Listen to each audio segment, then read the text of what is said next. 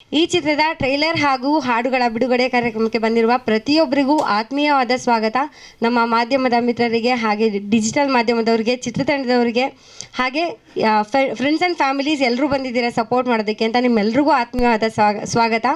ಹಾಗೆ ನಮ್ಮ ಮುಖ್ಯ ಅತಿಥಿಗಳಾಗಿ ನಮ್ಮ ಬಾಮಾ ಹರೀಶ್ ಸರ್ ಆಗಮಿಸಿದ್ದಾರೆ, TC ವೆಂಕಟೇಶ್ ಸರ್ ಆಗಮಿಸಿದ್ದಾರೆ, ಹಾಗೆ ಶಿವಶಂಕರಪ್ಪ ಸರ್ ಆಗಮಿಸಿದ್ದಾರೆ. ನಿಮ್ಮೆಲ್ರಿಗೂ ಆತ್ಮೀಯವಾದ ಸ್ವಾಗತ ಸರ್. ಈ ಚಿತ್ರದ ಟ್ರೈಲರ್ ಮತ್ತು ಹಾಡುಗಳು ಬಿಡುಗಡೆ ಮಾಡೋದಕ್ಕೆ ಮುಂಚೆ ಕಾರ್ಯಕ್ರಮದ ಉದ್ಘಾಟನೆಯನ್ನು ನೆರವೇರಿಸ್ಕೊಡ್ಬೇಕು ಅಂತ ನಾನು ನಮ್ಮ ಅತಿಥಿಗಳಲ್ಲಿ ವಿನಂತಿ ಮಾಡ್ಕೊಳ್ತೀನಿ. ಬಾಮಾ ಹರೀಶ್ ಸರ್ ದಯವಿಟ್ಟು ವೇದಿಕೆ ಮೇಲೆ ಬನ್ನಿ. ವೆಂಕಟೇಶ್ ಸರ್, ಶಿವಶಂಕರಪ್ಪ ಸರ್ ದಯವಿಟ್ಟು ಜೊತೆಯಾಗಬೇಕು. ನರಸಿಂಹ ಸರ್ ದಯವಿಟ್ಟು ವೇದಿಕೆ ಮೇಲೆ ಬರಬೇಕು. ದೀಪಂ ಜ್ಯೋತಿ ಪರಬ್ರಹ್ಮ ದೀಪಂ ಜ್ಯೋತಿ ಸರಸ್ವತಿ ದೀಪೇನ ಹರತೆ ಪಾಪಂ ಸಂಧ್ಯಾ ದೀಪಂ ನಮೋಸ್ತುತೆ. ಇವತ್ತು ಇಲ್ಲಿ ಸೂಚನಾತ್ಮಕವಾಗಿ ಇಲ್ಲಿ ಲಾಂಚ್ ಆಗ್ತಾ ಇದೆ, ಆದರೆ ಸಾಂಗ್ ನಿಮಗೆ ಯೂಟ್ಯೂಬಲ್ಲಿ ನೋಡೋದಕ್ಕೆ ಸಿಗುತ್ತೆ. ಇವತ್ತು ಇಲ್ಲಿ ಸಾಂಗ್ನ ಪ್ಲೇ ಮಾಡ್ತಾ ಇಲ್ಲ. ಇನ್ನೊಮ್ಮೆ ಜೋರಾದ ಚಪ್ಪಾಳೆ. ಥ್ಯಾಂಕ್ ಯು ಎಲ್ರಿಗೂ.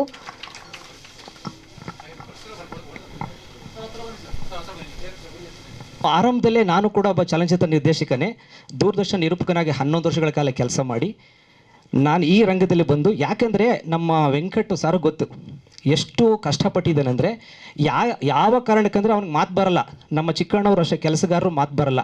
ಯಾಕಂದರೆ ಅವರ ಕಷ್ಟ ಕಾರ್ಪಣ್ಯಗಳ ಬಗ್ಗೆ ಹೇಳ್ಕೊಳ್ಳದೆ ಹೋದರೆ ಸಮಾಜದಲ್ಲಿ ಏನೂ ಗೊತ್ತಾಗಲ್ಲ. ಆ ಕಾರಣಕ್ಕಾಗಿ ನಾನು ಆರಂಭದಲ್ಲಿ ಹೇಳಿದೆ, ಇಂದು ಚಿತ್ರವನ್ನೇ ಮಾಡಿ ಈ ರಂಗದಲ್ಲೇ ಏನನ್ನಾರು ಸಾಧಿಸಬೇಕು ಅನ್ನೋ ಮಹತ್ವಾಕಾಂಕ್ಷೆಯನ್ನು ಹೊಂದಿ ಪ್ರತಿದಿನ ಟ್ಯಾಕ್ಟ್ರ್ ಓಡಿಸ್ಕೊಂಡು ಮತ್ತೆ ಇನ್ನೊಂದು ಸಿನಿಮಾ ಮಾಡಬೇಕಂತ ಊರು ಜನ ಎಲ್ಲ ಎಷ್ಟೇ ಅವಮಾನ ಮಾಡಿದ್ರು 2ನೇ ಚಿತ್ರವನ್ನು ಮಾಡಿ ಈ ಮಟ್ಟಕ್ಕೆ ನಿಮ್ಮ ಮುಂದೆ ಬಂದು ಕೂತಿದ್ದಾನೆ.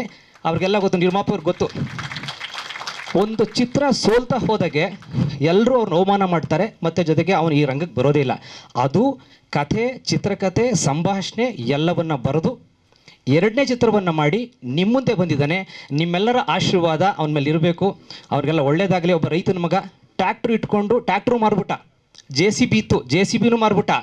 ಊರಲ್ಲಿ 45 ಲಕ್ಷ ಸಾಲ ಆದರೂ ಕೂಡ ಪ್ರತಿದಿನ ನಮ್ಮ ಮನೆಗೆ ಬರ್ತಾ ಇರ್ತಾನೆ. 25 ಜನ ಫೋನ್ ಮಾಡ್ತಾರೆ ಸಾಲಕ್ಕೆ.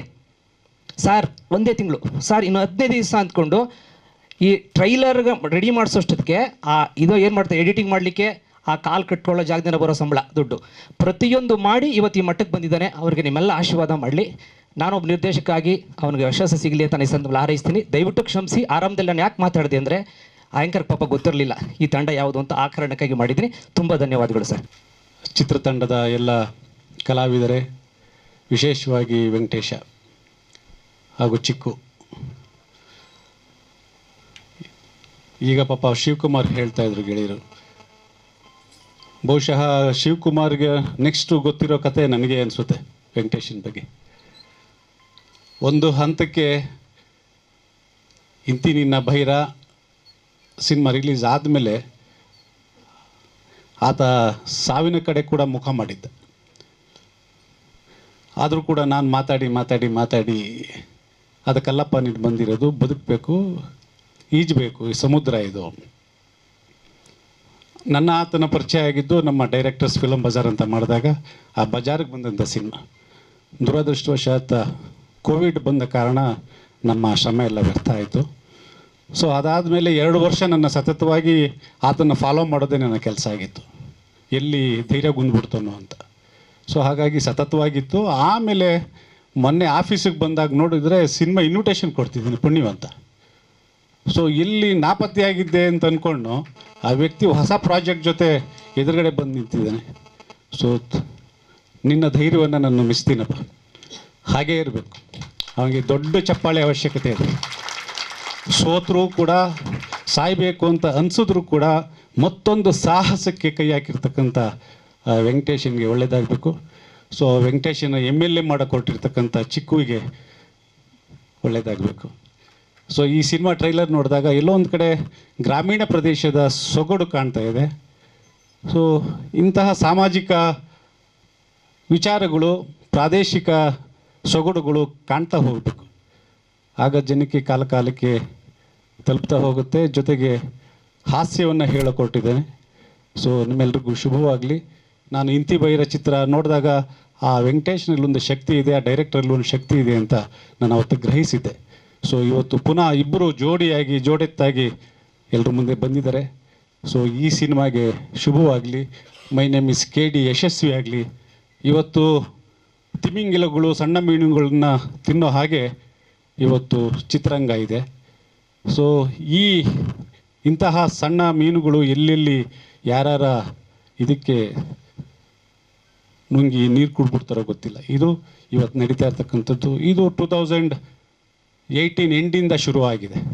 ಅಲ್ಲಿ ತನಕ ಒಂದು ಮಧ್ಯಮ ವರ್ಗ ಮತ್ತು ಸಣ್ಣ ಪ್ರಮಾಣದ ಬಡ್ಜೆಟ್ನ ಸಿನಿಮಾಗಳಿಗೆ, ಸಣ್ಣ ಕಲಾವಿದರಿಗೆ, ನಿರ್ದೇಶಕರುಗಳಿಗೆ ಒಂದೆಲ್ಲೋ ಒಂದು ಕಡೆ ಪ್ರೋತ್ಸಾಹದ ಒಂದು ಆಶಾಕಿರಣ ಕಾಣ್ತಾ ಇತ್ತು. ಆದರೆ ಇತ್ತೀಚೆಗೆ 2018 ಡಿಸೆಂಬರಿಂದ ಏನಾಗಿದೆ, ಇವತ್ತು MNC ಕಂಪ್ನಿಗಳು ಶೆಟ್ರ್ ಅಂಗಡಿಗಳನ್ನ, ಚಿಕ್ಕ ಚಿಕ್ಕ ಅಂಗಡಿಗಳನ್ನ ಯಾವ ರೀತಿ ನುಂಗಿ ನೀರು ಕುಡಿದೀವೋ ಆ ಪರಿಸ್ಥಿತಿಯಲ್ಲಿ ಕನ್ನಡ ಚಿತ್ರರಂಗ ಇದೆ. ಇಂಥ ಒಂದು ಸಂದರ್ಭದಲ್ಲಿ ಇಂತಹ ಸಾಹಸ ಮಾಡಿರ್ತಕ್ಕಂಥ ನಿರ್ಮಾಪಕರಿಗೆ, ನಿರ್ದೇಶಕರಿಗೆ, ಇಡೀ ಚಿತ್ರತಂಡಕ್ಕೆ ಶುಭವಾಗಲಿ, ಜಯವಾಗಲಿ, ಲಾಭ ಆಗಲಿ ಅಂತ ನಾನು ಆಶಿಸ್ತೀನಿ. ನಮ್ಮ ಟಿ.ಸಿ. ವೆಂಕಟೇಶ್ ಹೇಳ್ತಾ ಇದ್ರು ನಮ್ಮ ವೆಂಕಟ ಆರ್ಯನ್ ಬಗ್ಗೆ. ಇಂತಿ ನಮ್ಮ ಬೈರ ಅನ್ನೋ ಪಿಕ್ಚರು ಸಾಕಷ್ಟು, ಯಾಕಂದರೆ ನಮ್ಮ ಕನಕಪುರದ ಹುಡುಗನೇ ನಮ್ಮ ಗೌಡ. ಆವಾಗ ಪ್ರತಿಯೊಂದು ಹಂತಲ್ಲಿ ನಾವು ನಿಂತ್ಕೊಂಡು ಇದು ಮಾಡಿದ್ದೆ. ಆಮೇಲೆ ಸರಿ ಊರಿಗೆ ಹೋದ್ಮೇಲೆ ಸೇಮ್ ನಮ್ಮ ಟಿ.ಸಿ. ವೆಂಕಟೇಶ್ ಅವ್ರು ಹೇಳ್ದಂಗೆ ಈ ಥರ ಮೈ ನೇಮ್ ಇಸ್ KD ಅಂತೇಳಿ ಆಲ್ರೆಡಿ ಸೇಮ್ ತಗೊಂಬಂದು ಕೊಟ್ಟ ಟಿ.ಸಿ. ನಾನು ಆಶ್ಚರ್ಯ ಇತ್ತು, ಏನಪ್ಪ ನೀನು ಏನು ಹಿಂಗೆ ಕತೆ ಹಿಂಗೆ ಅಂತೇಳಿ ಅಂತ. ಸರ್ ಮಾಡಿಬಿಟ್ಟಿದ್ದೀನಿ, ಚೆನ್ನಾಗಿ ಮಾಡಿದ್ದೀನಿ, ಹಂಗೆ ಬಟ್ ಅವನ ಬಗ್ಗೆ ಒಂದು ಕಾನ್ಫಿಡೆನ್ಸ್ ಇದೆ. ಅವನು ಸಖತ್ ಕಾನ್ಫಿಡೆನ್ಷಿಯಲ್ ಹುಡುಗ ಅವನು, ತುಂಬಾ. ಆಮೇಲೆ ಅವನ ಮಾತಲ್ಲಿ ಒಂದು ಇದಿದೆ ಮಾತ್ರ. ಹಾಂ, ಬಟ್ ಭಾಳ ಖುಷಿ ಆಯಿತು. ಅದು ಕೂಡ ಇವತ್ತೇನು ಅಲ್ಲಿಂದ ನಾನು ಕಳಿಸ್ಬಿಟ್ಟು ಇಮಿಡಿಯೇಟ್ ಬರ್ತೀನಿ. ಆ ಒಂದು ಪ್ರೀತಿಗೆ ಬಂದಿದ್ದೀನಿ. ಚೆನ್ನಾಗಿ ಬಂದಿದೆ ವೆಂಕಟಾರ್ಯನ್. ಆಮೇಲೆ ಸರ್ ಡೈರೆಕ್ಟ್ರೆ ಚೆನ್ನಾಗಿ ಮಾಡಿದ್ರಿ, ಭಾಳ ಖುಷಿ ಆಗುತ್ತೆ. All the best. ಒಂದು ಚಿತ್ರ ಸ್ಟಾರ್ಟ್ ಆಗಿದ್ದು ನಮ್ಮ ಒಂದು ಸಂಸ್ಥೆಯಲ್ಲಿ ಸ್ಟಾರ್ಟ್ ಆಯಿತು. ಒಂದಷ್ಟು ದಿನ ಶೂಟಿಂಗು ನಮ್ಮಲ್ಲೇ ನಡೆದಿದೆ. ಇದು ಆ ಒಂದು ಇದರಲ್ಲಿ ಇವನ್ ನನ್ನೂ ಒಂದು ಪಾತ್ರ ತೊಗೊಂಡಿದ್ರು. ಅದೇನೋ ಕಾರಣಾಂತರದಿಂದ ಸ್ವಲ್ಪ ಹೆಚ್ಚು ಕಡಿಮೆ ಆಯಿತು ಅಂತ ಹೇಳ್ಬಿಟ್ಟು ಮತ್ತೆ ರೀಶೂಟ್ ಮಾಡಿದ್ರು. ಅದರಲ್ಲಿ ನನಗೆ ಏನೋ ಬೇರೆ ಕೆಲಸ ಇದರಿಂದ ಬಂದಿರಲಿಲ್ಲ. ಸೊ ಅಫ್ಕೋರ್ಸ್ ಈ ಒಂದು ರೀಸನ್ ಬಂದಿದ್ದು ಭಾಳ ಇಂಪಾರ್ಟೆಂಟ್. ಅಂದರೆ ನಮ್ಮ ಆರ್ಯನ್ ಇದ್ದಾರಲ್ಲ, ಭಾಳ ಒಳ್ಳೆ ಮನುಷ್ಯ. ಅವ್ರು ಬಂದು ನನಗೆ ಫಸ್ಟು ನಮ್ಮಲ್ಲೇ ಈ ಒಂದು ಚಿತ್ರ ಶೂಟಿಂಗ್ ಮಾಡ್ಬೇಕು ಸರ್, ಒಂದಷ್ಟು ಆಡಿಷನ್ ಬೇಕು ಅಂತಂದರು. ನಮ್ಮ ಸ್ಟೂಡೆಂಟ್ಸ್ನೇ ಒಂದಷ್ಟು ನಮ್ಮಲ್ಲೇ ಕಾನ್ಫರೆನ್ಸ್ ಹಾಲಲ್ಲಿ ಒಂದಷ್ಟು ಸ್ಟೂಡೆಂಟ್ಸು ಸಹ ನಮ್ಮ ಈ ಒಂದು ಚಿತ್ರದಲ್ಲಿ ಮಾಡಿದ್ದಾರೆ. ಮತ್ತು ಆಫ್ಟರ್ ದಟ್ ಒಂದಷ್ಟು ದಿನ ಶೂಟಿಂಗು ಮಾಡಬೇಕು ಅಂದರು. ಅವರ ಒಂದು ಒಬಿಡಿಯೆಂಟು ಮತ್ತು ಅವರೊಂದು ರಿಕ್ವೆಸ್ಟ್ ಮೇಲೆ ನಾನು ಹೈಯರ್ ಅಥಾರಿಟಿ ಹತ್ರ ಮಾತಾಡಿ ಯಾವುದೂ ಸಹ ಇದು ಮಾಡಬಾರ್ದು, ಫ್ರೀಯಾಗಿ ಅವ್ರಿಗೆ ಕೊಡಬೇಕು ಅಂತೇಳ್ಬಿಟ್ಟು ನಾನು ಮಾತಾಡಿ ಒಂದಷ್ಟು ದಿನ ಶೂಟಿಂಗ್ ಮಾಡೋಕ್ಕೆ ಅವಕಾಶ ಮಾಡಿಸ್ಕೊಟ್ಟೆ. ಸೊ ನಂತರ ಅದು ಸಾಕಷ್ಟು ಟೈಮ್ ತೊಗೊಂಡಿದೆ. ಅಫ್ಕೋರ್ಸ್ ನಾನು ಪ್ರಾಂಶುಪಾಲರಾಗಿ ವರ್ಕ್ ಮಾಡ್ತಿದ್ದೆ ಆ ಟೈಮಲ್ಲಿ. ಈಗ ಅದು ನಾನು ಪ್ರಾಂಶುಪಾಲರ ಹುದ್ದೆ ಹೋಯ್ತಲ್ಲಿ. ಸೊ ಹಾಗಾಗಿ ಈಗ ಡೆಪ್ಟಿ ರಿಜಿಸ್ಟ್ರ್ ಆಗಿ ಅವತ್ತು ಮಾಡಿ ಆ ಕ್ಲಸ್ಟರ್ ಯೂನಿವರ್ಸಿಟಿಯಲ್ಲಿ ವರ್ಕ್ ಮಾಡ್ತಾಯಿದ್ದೀನಿ. ಸೊ ಆಫ್ಟರ್ 3 ಇಯರ್ಸ್ ಆದಮೇಲೆ ಈ ಚಿತ್ರ ರಿಲೀಸ್ ಆಗ್ತಿದೆ. ಭಾಳ ಖುಷಿ ಆಗ್ತಾಯಿದೆ. ಮತ್ತು ನೀವು ತಾವೆಲ್ಲರೂ ನೋಡಿದ್ದೀರಾ ಈ ಟ್ರೈಲರು, ಭಾಳ ಅದ್ಭುತವಾಗಿ ಮೂಡ್ ಬಂದಿದೆ. ಅದು ಥಿಯೇಟ್ರಲ್ಲಿ ಅಷ್ಟು ನಾವೇ ಅದನ್ನು ಪ್ರಮೋಟ್ ಸರಿಯಾಗಿ ಮಾಡಲಿಲ್ವೋ ಅಥವಾ ಸರಿಯಾಗಿ ರೀಚ್ ಮಾಡಲಿಲ್ಲೋ ಗೊತ್ತಾಗಲಿಲ್ಲ. ಕೋವಿಡ್ ಬಂದುಬಿಡ್ತು. ಆ ಟೈಮಲ್ಲಿ ಏನು ಮಾಡೋದಂತ ಯೋಚನೆ ಮಾಡಬೇಕಾದ್ರೆ ನಾವು ಬೇರೆ ಥರ OTT ಎಲ್ಲ ಪ್ಲ್ಯಾಟ್ಫಾರ್ಮ್ ಟ್ರೈ ಮಾಡಿದ್ವಿ, ಅದು ಸರಿಯಾಗಿ ಇದಾಗಲಿಲ್ಲ. ನೆಕ್ಸ್ಟು ನಮ್ಮ ಫ್ಲಿಕ್ಸ್ ಅಂದ್ಬಿಟ್ಟು ಒಬ್ಬರು ಕಾಲ್ ಮಾಡಿ ಕೇಳಿದ್ರು, ಈ ಥರ ಕೊಡ್ತೀರಾ ನಮಗೆ ಅಂದ್ಬಿಟ್ಟು. ಸರಿ ಹೋಗ್ಬಿಟ್ಟು ಕೊಟ್ವಿ, ಅವ್ರಿಗೆ ಒಂದು ಅಮೌಂಟು ಕೊಟ್ಬಿಟ್ವಿ. ಅಲ್ಲಿ ನೋಡಿದ್ರೆ ಅದು ಸಖತ್ ರೀಚ್ ಆಗೋಯ್ತು. ಅವ್ರು ಫುಲ್ ಖುಷಿಯಾಗ್ಬಿಟ್ಟು ಯೂಟ್ಯೂಬ್ಗೆ ಅಪ್ಲೋಡ್ ಮಾಡ್ತೀವಿ ಸರ್ ಅಂತ ಹೇಳಿದ್ರು. ಹೆಂಗಾರು ಕೊಟ್ಬಿಟ್ಟಿದ್ದೀವಲ್ಲ ಸರಿ ಅಂದ್ಬಿಟ್ಟು ಅಪ್ಲೋಡ್ ಮಾಡಿಬಿಡಿ ಸರ್ ಅಂತ ಹೇಳಿದ್ವಿ. ಸರಿ ಯೂಟ್ಯೂಬ್ಗೆ ಅಪ್ಲೋಡ್ ಮಾಡಿದ್ರು. ಒಂದೇ ತಿಂಗಳಲ್ಲಿ ಒಂದು 4 ಮಿಲಿಯನ್ ಹೋಗ್ಬಿಡ್ತು. ಅದು ಹೋದ್ಮೇಲೆ ನಮ್ಗೆ ಗೊತ್ತಾಯಿತು, ಅಲ್ಲಿ ರಿವ್ಯೂಸ್ ಆಗಲಿ ಎಲ್ಲ ಆಗಲಿ ತುಂಬ ನಮಗೆ ಇನ್ನೊಂದು ಮಾಡೋಕ್ಕೊಂದು ಇದು ಕೊಟ್ಬಿಡ್ತು. ಸರಿ ಅಂದ್ಬಿಟ್ಟು ಹಂಗೆ ಇದು ಮಾಡಿದ್ರೆ ನೆಕ್ಸ್ಟ್ ಕಟ್ ಮಾಡಿದ್ರೆ ಇವರು ಕಲರ್ಸರು ಅದನ್ನು ಪರ್ಚೇಸ್ ಮಾಡಿದ್ರು. ಅದಾದಮೇಲೆ ಫೋನ್ ಮಾಡ್ದೆ ನನಗೆ, ಈ ಥರ ಆಯಿತು ಸರ್ ಅಂತ. ಸರಿ ಅಂದ್ಬಿಟ್ಟು ಒಂದು 3-4 ಇಯರ್ಸ್ ಹಂಗೆ ಬಿಟ್ಬಿಟ್ವಿ. ಆಮೇಲೆ ತಿರ್ಗಿ ಕಾಲ್ ಮಾಡ್ದೆ ನನಗೆ ವೆಂಕಟು. ಮಾಡಿಬಿಟ್ಟು ಸರ್ ಹಿಂಗೆ ಒಂದು ಪ್ರಾಜೆಕ್ಟ್ ಮಾಡ್ತಾಯಿದ್ದೀನಿ, ಇನ್ನೊಂದು ಮಾಡೋಣ ಬರ್ತೀರಾ ಅಂತ ಕೇಳ್ತಾ ಬೇಡ ಕಣೋ ಸುಮ್ಮನೆ ಏನಕ್ಕೆ ರಿಸ್ಕ್ ತೊಗೋಬೇಡ, ಈಗ ಬಂದಿರೋ ದುಡ್ಡು ಸಾಲಾಗಿಲ್ಲ ತೀರ್ಸ್ಕೊಂಡ್ಬಿಟ್ಟು ಅಂತ ಹೇಳಿದೆ. ಇಲ್ಲ ಮಾಡೋಣ ಸರ್ ಬನ್ನಿ ಅಂತ ಹೇಳ್ದೆ. ಸರಿ ಕತೆ ಏನು ಅಂತ ಕೇಳಿದಾಗ ಅವ್ನ ರೂಮ್ಗೆ ಕರೆದಾಗ ಹೋಗ್ಬಿಟ್ಟು ಕತೆ ಡಿಸ್ಕಷನ್ ಮಾಡಿದ್ವಿ. ಸ್ವಲ್ಪ ಅದೇ ಚೇಂಜ್ ಮಾಡ್ಕೊಂಡು ಮಾಡೋಣ ಅಂತ ಹೇಳ್ಬಿಟ್ಟು ಇಬ್ಬರು ಸೇರ್ಕೊಂಡು ಮಾಡಿದ್ವಿ. ಓಕೆ, ಈಗ ಎಷ್ಟು ಬಜೆಟು ಅಂತೆಲ್ಲ ಹೇಳಿದಾಗ ಈ ಥರ ಇನ್ನೊಂದು ಕಮ್ಮಿನಲ್ಲೇ ಮಾಡೋಣ ಸರ್ ಅಂದ್ಬಿಟ್ಟು ಹೇಳ್ದ. ನೀನು ಬಜೆಟ್ ಎಲ್ಲ ಎಷ್ಟು ಕತೆ ಹೇಳಿದ್ಮೇಲೆ ಅದಕ್ಕೆ ಅವನು ಫಸ್ಟ್ ಸಿನಿಮಾದಲ್ಲಿ ಎಷ್ಟು ಈಸಿಯಾಗಿ ಮಾಡಿದೆ ಸರ್, ಅಷ್ಟು ತುಂಬ ಖುಷಿ ಆಯಿತು. ಯಾವುದೇ ಥರ ಒಂದು ಟೆಕ್ನಿಷಿಯನ್ಗಾಗಲಿ ಆರ್ಟಿಸ್ಟ್ಗೆ ಆಗಲಿ ಒಂದು ಯಾರೂ ಕೂಡ ಒಂದು ಬಗ್ಗೆ ಮಾತಾಡಲಿಲ್ಲ, ಪೇಮೆಂಟೇ ಆಗಲಿ ಯಾವುದೇ ಆಗಲಿ. ಅದೇ ಥರ ಇದರಲ್ಲೂ ಕೂಡ ಅದೇ ಥರ ಅವನು ಪ್ಲ್ಯಾನ್ ಮಾಡಿ ಕರೆಕ್ಟಾಗಿ ಮಾಡಿಕೊಟ್ಟ. ನನಗೂ ಈಸಿ ಆಯಿತು ಇದು ಮಾಡೋಕ್ಕೆ. ಸೊ ಹಾಗಾಗಿ ಏನು ಅಂತ ಹೇಳಿದಾಗ ಈ ಥರ ಮೈ ನೇಮ್ ಇಸ್ KD ಅಂತ ಹೇಳ್ದ. ಸರಿ ಡಿಸ್ಕಷನ್ ಮಾಡಿ ಎಲ್ಲ ಆರ್ಟಿಸ್ಟ್ ಎಲ್ಲ ಸೆಲೆಕ್ಟ್ ಮಾಡಿ ಸ್ಟಾರ್ಟ್ ಮಾಡಿದ್ವಿ. ಇದು ಬಂದ್ಬಿಟ್ಟು ಕತೆ ಒಂದು ಬಡ ಕುಟುಂಬದಲ್ಲಿ ಅವ್ರ ತಾಯಿನ ಉಳಿಸ್ಕೊಳ್ಳೋಕ್ಕೋಸ್ಕರ ಒಂದು ದುಡ್ಡು ಬೇಕಾಗಿರುತ್ತೆ. ಸೊ ಅವನು ಅವ್ರ ತಂದೆ ಎಲ್ಲೋ ಟ್ರೈ ಮಾಡ್ತಾರೆ, ಎಲ್ಲೂ ಆಗಲ್ಲ. ಅವನಿಗೆ ಈಗ MLA ಅಂದರೆ ಒಂದು ಭರವಸೆಗಳು ಕೊಡ್ತಾರೆ ಹಳ್ಳಿಗಳು ಬಂದು, ನಿಮ್ಗೆ ಏನೇ ಸಹಾಯ ಬೇಕಂದ್ರೆ ನನ್ನ ಹತ್ರ ಬನ್ರಪ್ಪ ಅಂತ. ಸೊ ಆ ಹುಡುಗ ಚಿಕ್ಕ ಹುಡುಗ ಇದನ್ನು ಏನು ಮಾಡ್ತಾನೆ, ಅದನ್ನು ಕೇಳಿಸ್ಕೊಂಡ್ಬಿಡ್ತಾನೆ. ಆ ಕೇಳಿಸ್ಕೊಂಡ್ಬಿಟ್ಟು ಅವ್ರ ಮನೆಗೆ ಹೊಟ್ಟೋಗ್ತಾನೆ. ಇವು ಹೆಲ್ಪ್ ಮಾಡ್ತೀನಿ ಅಂತ ಹೇಳಿದ್ರಲ್ಲ ಅಂದ್ಬಿಟ್ಟು. ಸರಿ ಅಂದ್ಬಿಟ್ಟು ಅಲ್ಲೋ ಕೇಳ್ತಾನೆ. ಅದು ಎಲೆಕ್ಷನಲ್ಲಿ ಹೇಳಿದ್ಗೆಲ್ಲ ಕೊಡೋಕ್ಕಾಗಲ್ಲ ಅಂದ್ಬಿಟ್ಟು ಅವ್ರಿಗೆ ಒದ್ದು ಕಳಿಸ್ಬಿಡ್ತಾನೆ. ಸೊ ಅಲ್ಲಿಂದ ಒಂದು ಸ್ಟಾರ್ಟ್ ಆಗುತ್ತೆ. ಇಲ್ಲ ನಾನು ಮಾಡ್ರೆ ದುಡ್ಡು ಮಾಡಲೇಬೇಕು, ಆದರೆ MLA ಆಗಲೇಬೇಕು ಅಂತ ಹೋಗ್ತಾನೆ. ಸೊ ಅದೇ ಅಲ್ಲಿಂದ ಹೆಂಗೆ ಟ್ರಾವೆಲ್ ಮಾಡ್ತಾನೆ ಅವ್ನು MLA ಆಗೋಕ್ಕೆ, ಅಥವಾ ಯಾವ್ಯಾವ ಥರ ಲೀಡರ್ಶಿಪ್ಪಿಂದ ಅಲ್ಲಿಗೆ ಹೋಗ್ತಾನೆ ಅನ್ನೋದೇ ಚಿತ್ರದ ಕಥೆ. ಇದು ಟೋಟಲಿ ಬಂದು ಕಾಮಿಡಿ ಕಮ್ ಡ್ರಾಮಾ. ಸೊ ಈ ಸಿನಿಮಾ ಇಷ್ಟು. KD ಅಂದರೆ ಒಂದು ಇನ್ಷಿಯಲ್ಲು ಸರ್, ಅದೇ ಕನಕನಹಳ್ಳಿ ದಾಸೇಗೌಡನ ಮಗ ಅಂತ. ಕನಕನಹಳ್ಳಿ ದಾಸೇಗೌಡನ ಮಗ ಆರ್ಯ ಅಂತ.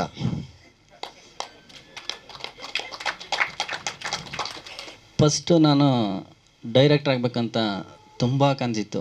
ಏನೋ ಒಂದು 10 ಸಿನಿಮಾ 15 ಸಿನಿಮಾ ಅಲ್ಲ, ಒಂದು 3 ಸಿನಿಮಾ ಡೈರೆಕ್ಟ್ ಮಾಡಬೇಕು ಅಂತ ನನಗೆ ತುಂಬ ಕನಸಿತ್ತು. ಒಂದು ಕತೆ ಬರೆಯೋಕ್ಕೆ ಒಂದು 2 ಮೂಟೆ ಬರೆದಾಕ್ಬಿಟ್ಟಿದ್ದೆ. ಸ್ಕ್ರಿಪ್ಟ್ ಹೆಂಗೆ ಮಾಡಬೇಕು ಅಂತ ನನಗೆ ಗೊತ್ತೂ ಇರಲಿಲ್ಲ. ಕತೆ ಹೆಂಗೆ ಮಾಡಬೇಕು, ಚಿತ್ರಕಥೆ ಹೆಂಗೆ ಮಾಡಬೇಕು, ಸಂಭಾಷಣೆ ಹೆಂಗೆ ಮಾಡಬೇಕು, ಸ್ಕ್ರೀನ್ ಪ್ಲೇ ಹೆಂಗೆ ಮಾಡಬೇಕು ನನಗೇನೂ ಗೊತ್ತಿರಲಿಲ್ಲ. ಆದರೂ 2 ಮೂಟೆ ಬರೆದುಬಿಟ್ಟಿದ್ದೆ. ಆಮೇಲೆ ನಮ್ಮ ಮನೇಲಿ ಹೇಳಿದೆ ಹೀಗೆ ಸಿನಿಮಾ ಮಾಡಬೇಕು ಅಂತ. ನಮ್ಮ ಅಪ್ಪ ಹೇಳ್ತಾ ದನ ಬಿಟ್ಕೊಂಡೋಗ ಅಂತು. ಆಮೇಲೆ ಒಂದು 2-3 ಸತಿ ಹೇಳಿದೆ ಹಂಗೆ ಅಂತು. ನಾನು 2016 ಮನೆ ಬಿಟ್ಬಿಟ್ಟು ಬಂದುಬಿಟ್ಟೆ. ಮನೆ ಬಿಟ್ಟೆ ನನ್ನ ಫ್ರೆಂಡ್ ರೂಮ್ಗೆ ಹೊಟ್ಟದೆ. ಅಲ್ಲಿ ನನ್ನ ಫ್ರೆಂಡ್ ಮಾತ್ರ ನನ್ನ ರಾಜನ ಥರನೇ ನೋಡ್ಕೊಂಡ. ನಾನು ಆಫೀಸ್ಗೆ ಹೋಗ್ತೀನಿ, ನಾನು ತಿಂದವೆಲ್ಲ ತೊಳಿಬೇಡ ಗುರು, ನಾನು ಬಂದೆಲ್ಲ ಮಾಡ್ಕೋತೀನಿ ಅಂತ ಹೇಳ್ದೆ. ಆಮೇಲೆ ನಾನು ಅವ್ನು ಬರೋ ಅಷ್ಟರಲ್ಲಿ ಪಾತ್ರೆ ಗೀತ್ರೆ ಎಲ್ಲ ತೊಳೆದು ಮನೆಯೆಲ್ಲ ನೀಟ್ ಮಾಡಿಬಿಡೋನೆ. ನನಗೆ 4-5 ತಿಂಗಳು ಜಗ ಅಂದ್ಬಿಟ್ಟು ಅನ್ನ ಹಾಕ್ತಾ. ಆಮೇಲೆ ಮತ್ತೆ ಕರ್ಸ್ಕೊಂಡ್ರು ನಮ್ಮ ಮನೆಯಲ್ಲಿಗೆ. ಮತ್ತೆ ಊರವರೆಲ್ಲ ಹೇಳಿದ್ರು ನಮಗೆಲ್ಲ ಸಿನಿಮಾ ನಮಗೆ ನಮ್ಮಂಥವ್ರಿಗೆಲ್ಲ ಅದು ಬೇಡ ಅಂತ ಎಲ್ಲ ಹೇಳಿದ್ರು. ಆದರೆ ನಾನು ಕೇಳಲಿಲ್ಲ. ಸರಿ ಮತ್ತೆ ಮನೆ ಬಿಟ್ಟು ಬಂದುಬಿಟ್ಟೆ. ಇನ್ನೊಬ್ಬ ಫ್ರೆಂಡ್ ಇದ್ದ, ಅವ್ರ ಮನೆಗೆ ಹೊಟ್ಟೋಗ್ಬಿಟ್ಟೆ. ಅವ್ರ ಮನೇಲಿ 4 ತಿಂಗಳಿದ್ದೆ. ಸೇಮ್ ಇದೆ, ಪಾತ್ರೆ ಗಿತ್ರೆ ಎಲ್ಲ ತೊಳ್ಕೊಳ್ಳೋದು, ಮನೆ ರೂಮೆಲ್ಲ ಕ್ಲೀನ್ ಮಾಡ್ಕೊಂಡು ಇದ್ದೆ. ಈ ಕಥೆ ಎಲ್ಲ ಬರೀಬೇಕು ಅಂದರೆ ಹೆಂಗೆ ಯಾರ ಹತ್ರ ಕೇಳೋದು ಅಂದ್ಬಿಟ್ಟು ನಾನು ಡೈರೆಕ್ಟು ಕೇಳ್ಕೊಂಡು ಎಸ್ ನಾರಾಯಣ್ ಸರ್ ಮನೆ ಕುರುಬ್ರಳ್ಳಿಲಿತ್ತು. ಅಲ್ಲಿ 20 ದಿವಸ ನಿಂತೆ ಅವ್ರ ಮನೆ ಮುಂದೆ. ಹೋಗೋದು ನಿಂತ್ಕೊಳ್ಳೋದು, ಹೋಗೋದು ನಿಂತ್ಕೊಳ್ಳೋದು, ಹೋಗೋದು ನಿಂತ್ಕೊಳ್ಳೋದು ಮಾಡ್ತಿದ್ದೆ. ನೂರಾರು ಜನ ಬರ್ತಾರೆ ಹೋಗ್ತಾರೆ, ಅವರೆಲ್ಲ ನಮ್ಮನ್ನೆಲ್ಲ ತಲೆ ಕೆಡಿಸ್ಕೊಳ್ಳಲ್ಲ. ಒಂದಿನ ಸಿಕ್ಕಿದ್ರು.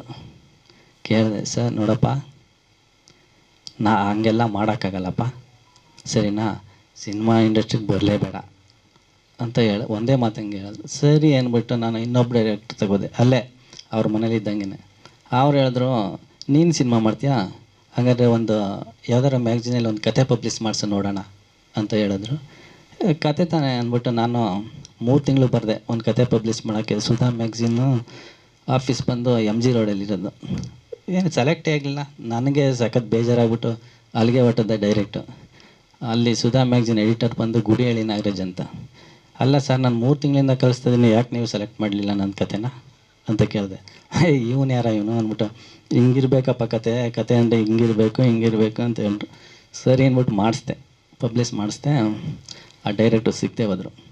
ಕೊನೆಗೆ ನಾನು ಡೈರೆಕ್ಟ್ರು ಮೀಟ್ ಮಾಡಿದ್ದಂದರೆ ಕಾಶಿನಾಥ್ ಸರ್ ಜಯನಗರದಲ್ಲಿ ಮನೆ ಅವ್ರದ್ದು. ಓದೇಟ್ಗೆ ಸಿಕ್ಕಿದ್ರು ಅವರು, ಕರೆಸ್ಕೊಂಡ್ರು ಮನೆ ಮೇಲೆ, ಆಫೀಸಲ್ಲಿ ಕೂರಿಸ್ಕೊಂಡು ಕತೆ ಕೇಳಿದ್ರು. ನಿಮ್ಮಪ್ಪ ಆಮೇಲೆ ಅವರು ಒಂದೇ ಮಾತಾಡಿದ್ರು, ನಿಮ್ಮಪ್ಪ ಏನು ಕೆಲಸ ಮಾಡ್ತಾರೆ ಅಂತ. ನಾನು ವ್ಯವಸಾಯ ಸರ್ ಅಂದೆ. ಮ್ಯಾಕೆ ಹೇಳು ಅಂದರು. ಯಾಕೆ ಸರ್ ಅಂದೆ. ಹೇಳು ಅಂದರು. ನಿಮ್ಮ ಅಪ್ಪನ ಫೋನ್ ನಂಬರ್ ಕೊಡು ಅಂದರು. ಯಾಕೆ ಸರ್ ಅಂದೆ. ಕೊಡಿಲಿ ಅಂದರು. ನಮ್ಮ ಅಪ್ಪನ ಹತ್ರ ಫೋನ್ ಇಲ್ಲ ಸರ್ ಅಂದೆ. ಸರಿ ಆಯಿತು, ಸಿನಿಮಾ ಕಡೆ ಮಕಾಗೀಗ ಹಾಕ್ಬಿಟ್ಟು ಆಮೇಲೆ ನಾನೇ ನಿಮ್ಮ ಮನೆಗೆ ಬಂದುಬಿಡ್ತೀನಿ, ಸರಿನಾ? ಈಗ ಇಲ್ಲಿ ಊಟ ಮಾಡ್ದ. ಊಟ ಆಯ್ತು ಸರ್. ಹಿಂಗೇ ಹೋಗು, ಬಸ್ ಸ್ಟಾಪ್ ಬನಶಂಕರಿ ಬಸ್ ಸ್ಟಾಪಲ್ಲಿ ಬಸ್ ಹತ್ತು, ಹೋಗಿ ಮನೆಗೆ ಅಂದರು. ನಾನು ಅಲ್ಲಿ ಡಿಸೈಡ್ ಮಾಡಿದೆ ಏನಂತ, ಇನ್ನು ಯಾರ ಮನೆ ತಾವು ನಿಲ್ಲಬಾರ್ದು ಅಂದ್ಬಿಟ್ಟು ಹೋಗಿ ಮನೆ ಕರೆಸ್ಕೊಂಡು ತಿರ್ಗಾ ಏನೋ ಇದು ಮಾಡಿದೆ. ಅದೆಲ್ಲ ಹೇಳ್ಬಾರ್ದು, ಒಂದು ಟೈಮ್ ಬತ್ತು ಹೇಳ್ತೀನಿ. ಊರೆಲ್ಲ ಹೇಳಿದ್ರು, ನಾನು ಏನೋ ಕೇಳಿದೆ. ಹೋದೆ, ಸರಿಯಪ್ಪ ನಮ್ಮ ಹತ್ರ ಇರೋದು 8 ಲಕ್ಷ, ಸಿನಿಮಾ 8 ಲಕ್ಷಕ್ಕೆಲ್ಲ ಆಗಲ್ಲ ಅಂದರು. ಸರಿ. ಆಮೇಲೆ ನಾನು ಏನೋ ಮಾಡಿದೆ. ಆಮೇಲೆ ನಮ್ಮ ಅಣ್ಣ ಬೇಡ ಬಿಡು, ಅವನೇನೋ ಆಸೆ ಈಡೇರಿಸ್ಕೊಳ್ಳಿ, ಸಾಲ ಗೀಲ ಮಾಡಿ ಹಾಕ್ಬಿಡೋಣ ಅಂದರು. ಸರಿ ಆಯಿತು, ಒಪ್ಕೊಬಿಟ್ರು. ಈ ಕತೆ ಹೆಂಗೆ ಬರೆಯೋದು ಎಲ್ಲ 2 ಮೂಟೆ ಬರೆದಿದ್ದೆ, ಎಲ್ಲ ಸೋಸ್ದೆ. ನೀಟಾಗಿ ಬರ್ಕೊಂಡೆ. ನೀಟಾಗಿ ಬರ್ಕೊಂಡು ನನ್ನ ಫ್ರೆಂಡ್ ಇದ್ದ, ಇದೇ ಶಿವಕುಮಾರ್, ಇಲ್ಲೇ ನಿಂತವ್ರೆ ಅವರು, ಸಗೋದರಿಯಲ್ಲಿ. ಅವ್ರ ಹತ್ರಕ್ಕೆ ಸ್ಟ್ರೈಟ್ ಬಂದ್ಬಿಟ್ಟು ಸರ್ ಫೀಚರ್ ಮಾಡಬೇಕು. ಎಷ್ಟು ಸೀನ್ ಬಂದವು ಸರ್ ಅಂದೆ. ಒಂದು ಸಿನಿಮಾಗೆ ಎಷ್ಟು ಸೀನ್ ಬರ್ತಾವೆ ಸರ್ ಅಂದೆ. ಅವರು ಸಿನಿಮಾ ಅಂದರೆ ಏನಂತ ತಿಳ್ಕೊಂಡಿದ್ದೀನಿ ನೀನು, ಶಾರ್ಟ್ ಡಿವೈಡ್ ಮಾಡಬೇಕು, ಸ್ಕ್ರೀನ್ ಪ್ಲೇ ಮಾಡಬೇಕು, ಅದು ಇದು 250 ಸೀನ್ ಬರ್ತವೆ ಅಂದರು. ನನಗೆ ತಲೆ ಕೆಟ್ಟೋಗ್ಬಿಡ್ತು. ಹೋಗಿ ಮನೆಗೆ ಊಟ ಮನೆಗೆ. ಅಲ್ಲ ಗುರು, 50 ಸೀನ್ ಬರೆಯೋದಕ್ಕೆ 2 ಮೂಟೆ ಬರೆದಿದ್ದೀನಿ, 250 ಸೀನು 5 ಸಿನಿಮಾ ಆಯ್ತವೆ ಅದು ಅಂದ್ಬಿಟ್ಟು ಹೋಗಿ ಮನೆಗೊಂಡೆ. ಕತೆ ಹೇಳಬೇಕು ಅಂದರೆ, ಒಬ್ಬ ಹಳ್ಳಿ ಹುಡುಗ, ಅವ್ರ ತಾಯಿಗೆ ಹುಷಾರಿರಲ್ಲ, ತೀರೋಗ್ಬಿಡ್ತಾರೆ, ಯಾರೂ ಸಪೋರ್ಟ್ ಮಾಡಿಲ್ಲ. ಬಟ್ ದುಡ್ಡೇ ಮುಖ್ಯ ಈ ದುನಿಯಾದಲ್ಲಿ ಅಂದ್ಬಿಟ್ಟು ಅವನು ದುಡ್ಡು ಹೆಂಗೆ ಮಾಡೋದು ಅಂತ ಯೋಚನೆ ಮಾಡ್ತಾನೆ. ಯಾಕಂದರೆ ದುಡ್ಡಿಲ್ಲ ಅಂದರೆ ಯಾರಿಗೂ ಬೆಲೆ ಕೊಡಲ್ಲ ಅಂದ್ಬಿಟ್ಟು ದುಡ್ಡು ಸಂಪಾದನೆ ಮಾಡೋ ದಾರಿ ನೋಡ್ತಾನೆ. ಇದು ಕತೆ. 100 ಪ್ರಶ್ನೆ ಕೇಳ್ತಾರೆ. ಅದೇ ಒಂದು ಮೆಟ್ಲದ ಮೇಲೆ ಸುಮ್ಮನೆ ನಾವು ಆ 1 ಅವರ್ ಮಾತಾಡಿದ್ರೆ ಸುಮ್ಮನೆ ಕೇಳ್ಕೊಂಡಿರ್ತಾರೆ. ಸಾಧನೆ ಮಾಡಿಲ್ಲ, ನಿದ್ದೆ ಬರ್ತಿದ್ದು ನೋಡಿಯಪ್ಪ ನಿನ್ನ ಮುಂದಕ್ಕೆ ಅಂತಾರೆ. ಅದಕ್ಕೆ ಯಾವತ್ತೂ ಅಷ್ಟೇ ಛಲ ಬಿಡಬಾರ್ದು. ನನಗೆ ಯಾವತ್ತೂ ದೇವರು ಎಷ್ಟೇ ಕಷ್ಟ ಕೊಟ್ಟಿದ್ರು ಕೈ ಬಿಟ್ಟಿಲ್ಲ. ಯಾಕಂದರೆ ನಾನು ವಿಕ್ಟೋರಿಯಾ ಹಾಸ್ಪಿಟ್ಲಲ್ಲಿ 2 ವರ್ಷ ಕಸ ಹೊಡೆದಿದ್ದೀನಿ. ಸಿನಿಮಾ ಆದಮೇಲೆ 2ನೇ ಸಿನಿಮಾಗೆ ವಿಕ್ಟೋರಿಯಾ ಹಾಸ್ಪಿಟ್ಲಲ್ಲಿ ಕೆಲಸಕ್ಕೆ ಸೇರ್ಕೊಂಡು 2 ವರ್ಷ ಕಸ ಹೊಡೆದೆ. ಹೆಂಗೆ ಅಂದರೆ, ನನಗೆ ಸಿನಿಮಾ ಎಲ್ಲ ಶೂಟಿಂಗ್ ಮುಗೀತು, ದುಡ್ಡಿರಲಿಲ್ಲ. ಏನು ಮಾಡೋದು, ಮನೆಗೆ ಹೋದ್ರೆ ಅಂತ ಸಿನಿಮಾ ಕಂಪ್ಲೀಟ್ ಮಾಡೋಕ್ಕಾಗಲ್ಲ ಅಂದ್ಕೊಂಡಿದ್ದೆ. ನನ್ನ ಹತ್ರ 212 ರೂಪಾಯಿ ಉಳಿದಿತ್ತು. 11 ರೂಪಾಯಿ ಮೊಸರು ಪ್ಯಾಕೆಟು 1/4 ಲೀಟ್ರು ತಗೊಂಡು 1 ರೂಪಾಯಿ ಕೊಟ್ಟಿದ್ದ, ಎಗರಿಸ್ಕೊಂಡು ಬಂದೆ. ನಾನು ಬೆಂಗಳೂರಲ್ಲೇ ಇರಬೇಕು ಅಂದರೆ ರಾಜ ಬೀಳು, ಊರಿಗೆ ಹೋಗ್ತೀನಿ ಅಂದರೆ ರಾಣಿ ಬೀಳು ಅಂದ್ಬಿಟ್ಟು ಅದು ರಾಣಿ ಬಿದ್ದಾಯಿತು. ಸಖತ್ ಬೇಜಾರಾಯಿತು. ಮತ್ತು ಇನ್ನೊಂದು ಅಷ್ಟು ದೂರ ಬಂದು ಎಗರಿಸ್ದೆ, ರಾಜನೇ ಬೀಳ್ತದ್ದು. ಇನ್ನೊಂದು ಸ್ವಲ್ಪ ಬಂದೆ, ಅಷ್ಟೊತ್ತಿಗೆ ಒಂದು ದೊಡ್ಡ ಮನೆ. ಅವ್ರು ಬಂದ್ಬಿಟ್ಟೆ ಅವರು ನನ್ನ ಸಿನಿಮಾ ನೋಡಿದರು, ಸಿಗ್ತಾಯಿದ್ರು. ಬಾ, ಏನು ಗುರು ನೀನು ಇಲ್ಲಿ ಹೋಗ್ತಾ ಇದೆಯಾ, ಯಾಕೆ ಇಲ್ಲೇ ಓಡಾಡಿ ಟೈಮ್ ವೇಸ್ಟ್ ಮಾಡ್ತೀಯಾ, ಕೆಲ್ಸಕ್ಕೆ ಹೋಗಿ ವಿಕ್ಟೋರಿಯಾ ಹಾಸ್ಪಿಟಲ್ ಹೇಳ್ತೀನಿ ಅಂದರು. ಏನು ಕೆಲಸ ಅಂದೆ. ಅವ್ರಿಗೆ ಗೊತ್ತಿಲ್ಲ, ಹೋಗಿ ಕೇಳು ಅಂದರು. ಸರಿ, ನಾನು ವಿಕ್ಟೋರಿಯಾ ಹಾಸ್ಪಿಟ್ಲಿಗೆ ಹೋದೆ. ನಮ್ಮ ಓನರ್ ಬಂದರು. ನೋಡಪ್ಪ, ನಾವು ಸೋಷಿಯಲ್ ಸರ್ವಿಸ್ ಮಾಡ್ತಾ ಇರೋದು, ಸಂಬಳ ಜಾಸ್ತಿ ಕೊಡೋಲ್ಲ ಅಂತ. ನನಗೆ ಬೇಕಾಗಿರೋದು ಊಟಕ್ಕೆ ಅಷ್ಟೇ, ಎಷ್ಟಾರ ಕೊಡಿ ಸರ್ ಸಂಬಳನ ಅಂದೆ. ಅಲ್ಲಿ ನೋಡಿದ್ರೆ ಈ ಕಾಲಿಲ್ಲ ನೋಡಿ, ಕಾಲು ಶುಗರು ಪೇಷಂಟು ಮತ್ತು ಆಕ್ಸಿಡೆಂಟು ಇವ್ರಿಗೆಲ್ಲ ಕಾಲು ಹಾಕೋದು. ನನ್ನ ಕೆಲಸ ನೋಡಿ ಅವರು ನನ್ನ ಕಸ ಗುಡಿಸೋಕ್ಕೆ ಇದು ನೋಡಿನೇ 1,000 ಎಕ್ಸ್ಟ್ರಾ ಸಂಬಳ ಮಾಡಿಬಿಟ್ರು ಆ ತಿಂಗಳನ್ನೇ. ಯಾಕಂದರೆ ನನ್ನ ಗುರು, ನನ್ನ ಫ್ರೆಂಡು, ನಾನು ತುಂಬ ಅಲ್ಲೇ ಅವ್ನ ಕಾಲು ಹಾಕೋದು ನಾನೇ. ದೋಸ್ತ ಒಂದೇ ಒಂದು ನಿಮಿಷ ಬಾ ಅಣ್ಣ, ಸೀನಿಯರ್ ಬಾ. ಅವನಿಗೆ ಕಾಲು ಹಾಕೋದು ನಾನೇ ಅವನಿಗೆ. ಯಾಕಂದರೆ ನನಗೆ 1.25 ಕೋಟಿ ಸಾಲ, ಅದೇನು ದೊಡ್ಡ ವಿಷಯ ಎಲ್ಲ ನಾನು ತೀರ್ಸೋದು. ಬಟ್ ಜನ ಎಷ್ಟು ಕಷ್ಟ ಅಂದರೆ 2 ಕಾಲಿಲ್ಲ, 2 ಕೈ ಇಲ್ಲ, ಆ ಕಾಲು ನಾನೇ ಹಾಕ್ತೆ. ಹೆಂಗೆ ನಡೀತಾರೆ ಅಂದರೆ ಅವರು ನಿಜಕ್ಕೂ ಎಷ್ಟು ಖುಷಿ ಪಡ್ತೀರಾ ನೀವು ಗೊತ್ತಿಲ್ಲ. ನಾನು ಫಸ್ಟು ಥ್ಯಾಂಕ್ಸ್ ಹೇಳಬೇಕು ಚಿಕ್ಕು ಸರ್ಗೆ ಮತ್ತು ವೆಂಕಟೇಶ್ ಸರ್ಗೆ ಮತ್ತು ನಮ್ಮ ಕ್ಯಾಮ್ರಾಮನ್ ಪಾಂಡೆ ಸರ್ ಅವ್ರಿಗೆ. ಯಾಕಂದರೆ ಅವರು ನನಗೆ ಈ ಥರ ದೊಡ್ಡ ಆಪರ್ಚುನಿಟಿ ಮಾಡಿಕೊಟ್ಟಿದ್ದಾರೆ. ಮತ್ತು ಇದು ಈ SSKB ಪ್ರೊಡಕ್ಷನಲ್ಲಿ ನಾನು ವರ್ಕ್ ಮಾಡಿ ತುಂಬ ಖುಷಿ ಆಯಿತು. ಅವರೆಲ್ಲ ನನ್ನ ಅವ್ರ ಆ್ಯಕ್ಚುಲ್ ಮನೆ ಮಗಳು ಥರ ನೋಡಿಕೊಂಡ್ರು. ತುಂಬ ಖುಷಿ ಆಯಿತು. ಎಲ್ಲರೂ ಟ್ರೈಲರ್ ನೋಡಿದ್ದೀರಾ ಅಂದ್ಕೊತೀನಿ. ಚೆನ್ನಾಗಿದೆ ಅಂತ ಅನಿಸ್ತಿರುತ್ತೆ ಎಲ್ಲರಿಗೂ. ಫಿಲಮೂ ಚೆನ್ನಾಗಿರುತ್ತೆ. ಎಲ್ಲರೂ ಬಂದು ಥಿಯೇಟರಲ್ಲೇ ನೋಡಿ. ಏನಂದರೆ ಪಾಸಿಟಿವ್ ಆಗಿ ಹೇಳಬೇಕು. ಕಷ್ಟಗಳು ಎಲ್ಲರಿಗೂ ಇರ್ತದೆ, ಎಲ್ಲರಿಗೂ ಇಲ್ಲಿರೋರಿಗೆಲ್ಲರಿಗೂ ಇರುತ್ತೆ ಕಷ್ಟ. ಅದು ಮುಖ್ಯ ಅಲ್ಲ, ನೀವೇನು ಸಾಧನೆ ಮಾಡಿದ್ದೀರ ಅನ್ನೋದು ಮುಖ್ಯ ಅಲ್ವಾ, ಅದು ಮುಖ್ಯ. ಏನಂದರೆ ಅವರು ಒಂದು ಸರಿ ಇದು ಕಂಟಿನ್ಯೂ ಸ್ಟುಡಿಯೋಗೆ ಬನ್ನಿ ಅಂತ ಹೇಳಿದ್ರು. ಅವ್ರು ನನ್ನ ನೆಸೆಸಿಟಿನೇ ಇರಲಿಲ್ಲ, ಏನೋ ಫಿಲಮ್ ತೋರಿಸ್ತಾರೆ ಅಂತ. ಅವಾಗ ಏನು ನನ್ನ ಕೆಲಸ ಇರಲಿಲ್ಲ, ಅದು ಆಯಿತು. ಓಕೆ ಸರ್, ನಾನು ಇದರಲ್ಲಿ ವಿಲನ್ ಕ್ಯಾರೆಕ್ಟರ್ ಮಾಡಿದ್ದೀನಿ. ನಾನು ಆ್ಯಕ್ಚುಲಿ ಡ್ರಾಮಾ ಆರ್ಟಿಸ್ಟು. ಪ್ರಚಂಡ ರಾವಣ ಅಂತ ಒಂದು ನಾಟಕ ನಾನು ಕಲಾಕ್ಷೇತ್ರದಲ್ಲಿ ಮಾಡಿದ್ದೆ. ಆಮೇಲೆ ಉಪೇಂದ್ರ ಅವ್ರ ಜೊತೆ ಎಲ್ಲ ಸುಮಾರು ಫಿಲಮ್ಸ್ ಎಲ್ಲ ಮಾಡಿದ್ದೀನಿ. ಅಂದರೆ ಚಿಕ್ಕ ಚಿಕ್ಕ ಪಾತ್ರ ಎಲ್ಲ ಮಾಡ್ತಾಯಿದ್ದೆ. ನನ್ನ ಹೆಸರು ಡುಮಾ ವಿಶ್ವಾಸ್. ನಾನು ಇದರಲ್ಲಿ ವಿಲನ್ ಫ್ರೆಂಡಾಗಿ ಮಾಡಿದ್ದೀನಿ. ಒಬ್ಬ ಕಾಮಿಡಿ ಅಂದರೆ ಯಾವಾಗಲೂ ಹೀರೋ ಫ್ರೆಂಡಾಗಿ ಇರಬೇಕಂತೇನಿಲ್ಲ. ಈ ಸಿನಿಮಾ ಸ್ವಲ್ಪ ಡಿಫ್ರೆಂಟಾಗಿ ಒಳ್ಳೆ ಕಾಮಿಡಿ ಪಾತ್ರದಲ್ಲಿ ಅಲ್ಲಲ್ಲೊಂದು ಮಜಾ ಮಾಡಿಕೊಂಡು ಒಂದು ಪಂಚಸ್ಗಳು ಕೊಟ್ಕೊಂಡು ತುಂಬ ಅದ್ಭುತವಾಗಿ ತುಂಬ ಚೆನ್ನಾಗಿ ಬಂದಿದೆ. ಒಂದಷ್ಟು ದಿನಗಳ ಕಾಲ ಮಜವಾಗಿ ಮಾಡಿದ್ದೀವಿ. 3 ಇಯರ್ಸ್ ಬ್ಯಾಕ್ ಈ ಸಿನಿಮಾ ಸ್ಟಾರ್ಟ್ ಆಗಿದ್ದು. ಸೊ ಆ ಟೈಮಲ್ಲಿ ನಮಗೆ ಸಿನಿಮಾ ಹೊಸ್ತು. ಆ ಟೈಮಲ್ಲಿ ನಮ್ಮ ಚಿಕ್ಕು ಸರ್ ಕರೆದು ಚಾನ್ಸ್ ಕೊಟ್ಟರು. ಅವ್ರಿಗೆ thank you so much. Cinema ಚೆನ್ನಾಗಿ ಮೂಡಿ ಬಂದಿದೆ, ಯಾಕಂದರೆ ನಮ್ಮ ರೈಟ್ರಿಗೆ ಅಂದರೆ ಹೀರೋಗೆ ಒಳ್ಳೆ ರೈಟಿಂಗ್ ಸ್ಕಿಲ್ ಇದೆ. ಡೈಲಾಗ್ಸ್ ಎಲ್ಲ ನಾವು ನೋಡಿದ್ದೀವಲ್ಲ, ಸೊ ಒಳ್ಳೊಳ್ಳೆ ಡೈಲಾಗ್ಸ್ ಇದೆ.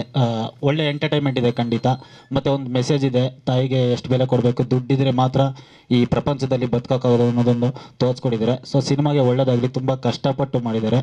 ಸೊ ರಿಟರ್ನ್ ಸಿಗಲಿ, ಒಂದು ಹಿಟ್ ಸಿಗಲಿ ಅಂತ ನಾನು ಕೇಳ್ಕೊತೀನಿ.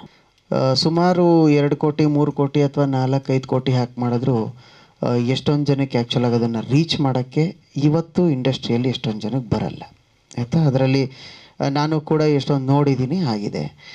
ಅಂಥದ್ರಲ್ಲಿ ಓಕೆ, ಇವರೆಲ್ಲ ಸ್ವಲ್ಪ ನಿಜ, ನಮಗೂ ಒಂದು ಸ್ವಲ್ಪ ಬಿಗಿನಿಂಗಲ್ಲಿ ನೀವು ಒಂದು 2 ನಿಮಿಷಕ್ಕೆ ಇಷ್ಟೊಂದೆಲ್ಲ ಅನ್ನಿಸ್ತು ಅಂದ್ರೆ ನಾವು ಇಡೀ ಫಿಲಮ್ ಕೆಲಸ ಮಾಡಿದ್ದೀವಿ ಇವ್ರ ಜೊತೆ. ಅಂದರೆ ಪಾಸಿಟಿವ್ ಆಗಿ ಹೇಳ್ತಾ ನಾನು ಹೇಳಿದ್ದೀನಿ, ಸರ್ ನೀವು ಮಾತಾಡೋದು ನಮ್ಗೆ ಯಾಕೋ ಒಂಥರ ಅನ್ನಿಸ್ತಿದೆಯಲ್ಲ, ಇದೇನು ಅಂತ. ಆಮೇಲೆ ಅವ್ರ ನೇಚರ್ ಇರೋದೇ ಹಂಗೆ, ತುಂಬ ಒಳ್ಳೆ ಮನುಷ್ಯ. ಆ್ಯಂಡ್ ಡೈರೆಕ್ಟ್ರು ಕೂಡ ಎಲ್ಲ ಅಂದರು. ಸೊ ತುಂಬ ಚೆನ್ನಾಗಿ ಮಾಡಿದ್ದೀವಿ. 4 ಸಾಂಗ್ಸ್ ಇದೆ.